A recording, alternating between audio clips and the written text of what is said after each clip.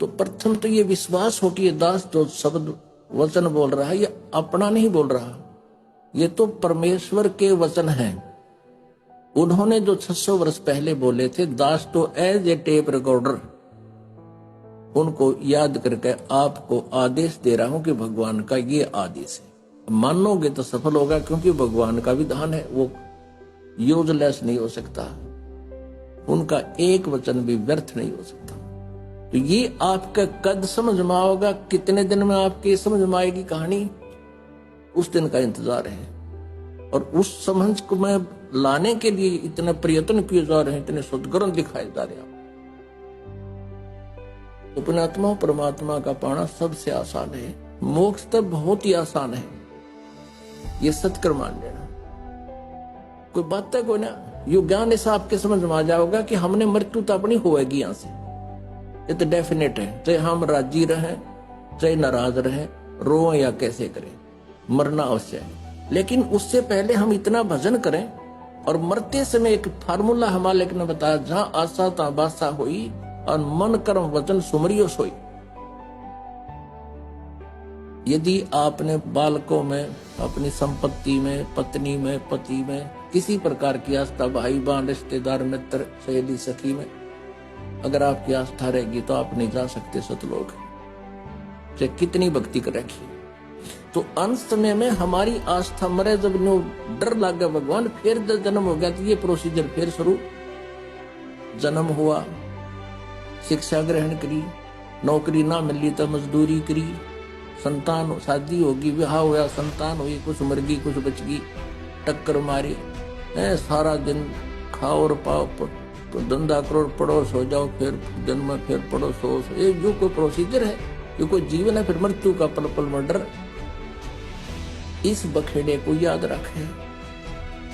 Coat जन्म तन भरमत हो गए, कुछ नहीं हाथ लगा रहे, कुकर सुकर खरब्या रे कौआ हंस बगा रही। ये एक ऐसा ज्ञान है परमात्मा का, कति लास्ट में आपका बहुत काम आओगा। तो मरते समय कति भूल जा सब क्या है नहीं, और सतलोक की सुरती लागे। ऊपर तो नहीं, बनावटी नहीं, अंदर की कसक बनाओगे, जैसे बालक का कसक हो जाए अगर कहीं जाने की, वो इतनी उमंग हो जाती है कहीं और मन नहीं जाता, फिर सीधा टारगेट वही होता है। ऐसा हो जाएगा लास्ट में, माई आपकी खूब हो जाएगी, पर इसको बर्बाद ना करना, व्यर्थ ना होने देना, किसी को आशीर्वाद नहीं देना, करण नहीं छुआना, और अपनी मर्यादा में, क्योंकि इससे हमारी कमाई समाप्त होती है। ये बचाओ, इसलिए फार्मूले आपने याद रखने। इसलिए आपको बुलाया जाता है कि प्रत्येक सत्संग में आपको इस भगवान के रंग में रंग दिया जावे। इसमें कुछ बहुत से फाउल पॉइंट भी वर्णन किए जाते हैं, और बहुत सी नई नई वस्तुएं प्रत्येक सत्संग में कोई ना कोई नई अवश्य आप तक पहुंचती है। तो इसलिए इस अंतिम सांस तक ये ज्ञान यंग भी आपने बराबर रखना पड़ेगा, सत्संग में आना पड़ेगा, दर्शनार्थ आना पड़ेगा, क्योंकि जब तक हम मरीज हैं डॉक्टर के संपर्क में रहना पड़ेगा।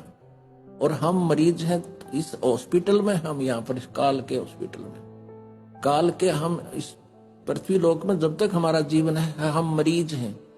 और इस ट्रीटमेंट से आपका जन्म मृत्यु का रोग नाश होगा। अंतिम सांस तक जब तक रोग मुक्त नहीं हो जाते, ये औषधि खानी ही पड़ेगी।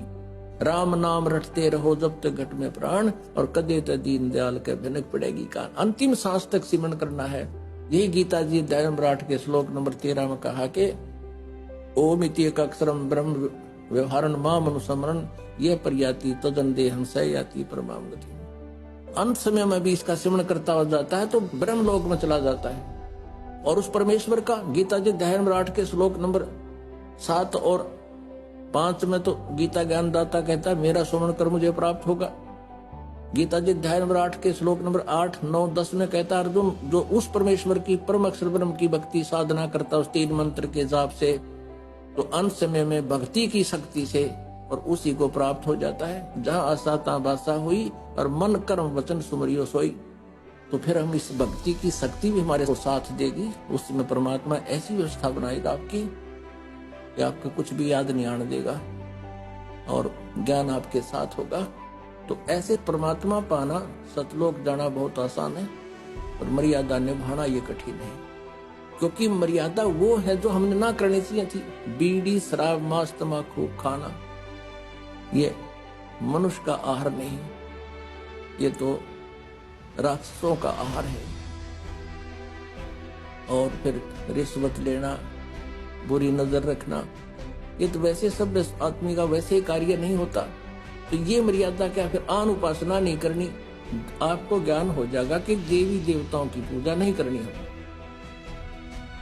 अब हम देवी देवताओं की पूजा करते हैं, और उनकी पूजा से हम क्या प्राप्ति कर रहे हैं? भूत बन गए, पितर बन गए हैं, 84 लाख योनियों में धक्के खा रहे हैं।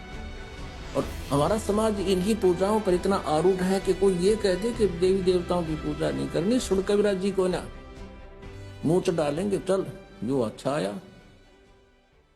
देवी देवताओं की पूजा भी नहीं करने देता।